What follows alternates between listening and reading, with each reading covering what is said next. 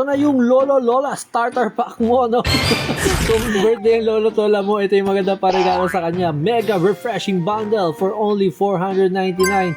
Makakuha ka na ng handheld electric fan. Isa-isahin natin laman nito, guys. At hindi lang yan, may free pa siya pagka bumili ka sa Shopee. Kung madalas kayo napapapanood kay Papi Louie, alam niyo na pati yung mga papel ay tinatabi natin mga ganyan. No? At ito na siya, ang ganda ng pack niya, no? Talagang see-through siya na green.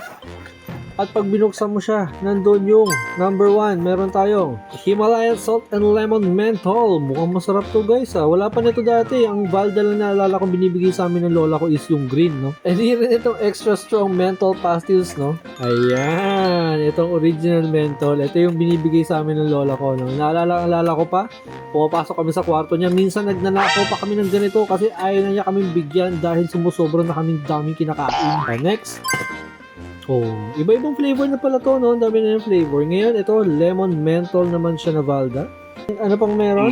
Meron silang mga chewing gum na yata to, no? Mga bago nilang chewing. Hard candy siya. Hard candy na original menthol. Meron din sila nung lemon menthol. Meron pa sila nung isang citrus menthol. May hard candy pa sila na iba, no? Himalayan salt naman siya.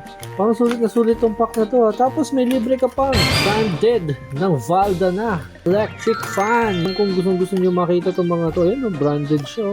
Tada! Oh, pwede pa siya itali sa liig mo, guys. Tapos rechargeable din siya. And parang may stand siya. Stand ba to? Ooh, ayun guys. Pwede nga siya isabi sa liig, no? Lalagay mo dito yung panabit. Tapos parang binubuksan to. Oh, may charge pa siya 77. Malamig din siya, guys. Swabe lang din. Uy, grabe. Lumalakas na yung hangin niya, guys. 5! Narinig niyo ba? Hindi. Kung natatayo siya, pwede mo siya paganyan.